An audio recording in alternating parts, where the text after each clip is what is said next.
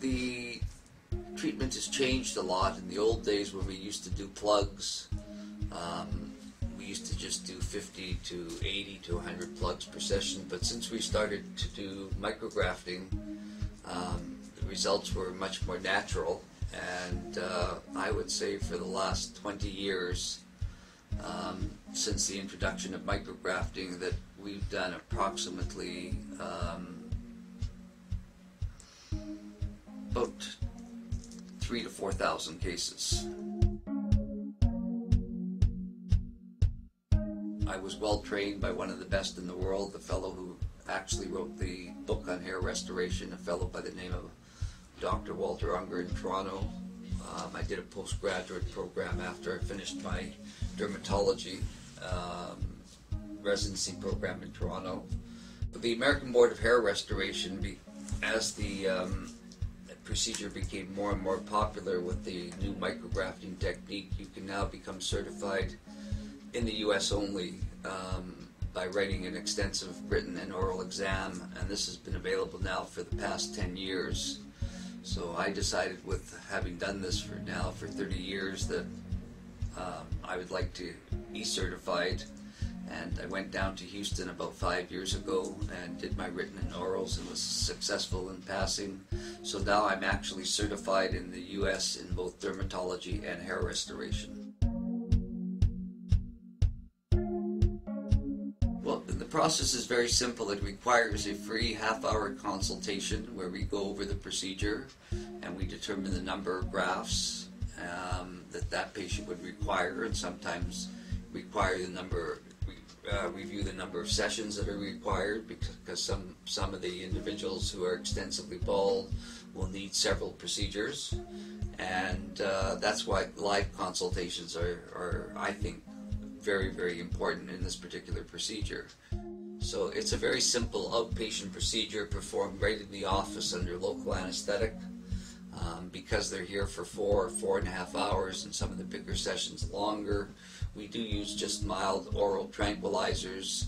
One of the old ones that we've used for years is Valium, and now we've also introduced another one which is related to Valium called Ativan. So it's quite straightforward, and most patients during the procedure are relaxing and watching television, which we have in each of our operatories. Well, once they get their procedure done, then we have a very extensive post-op instruction sheet that we send them home with.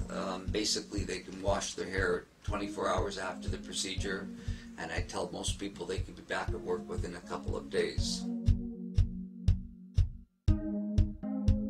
The healing period from each procedure is about 7 days. That means until the little scabs fall off from the micrographs on the top of the head, and we take out the stitches from the back, what we call the donor area.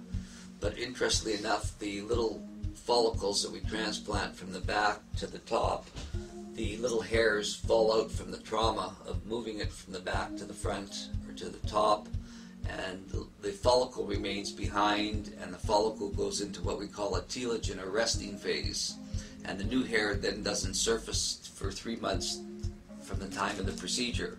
So we warn people that there's nothing going to grow for the first 3 months, and then when it first starts growing, hair grows on the average a ½ an inch per month. So even after 6 months, when we see them in follow-up, the hair is only going to be 1.5 inches in length.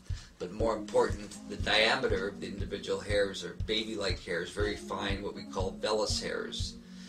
As the hair continues to grow in length, the shaft diameter of the individual hairs increases to more of an adult size hair, and that's what gives you your real density. So it takes a full year until you see the results of a hair transplant. And people like that idea because if they can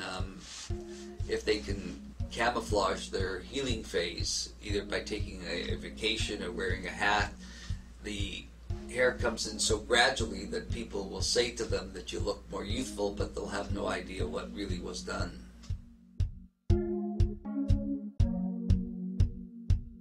Oh, it's unbelievable how it transforms the majority of patients' lives.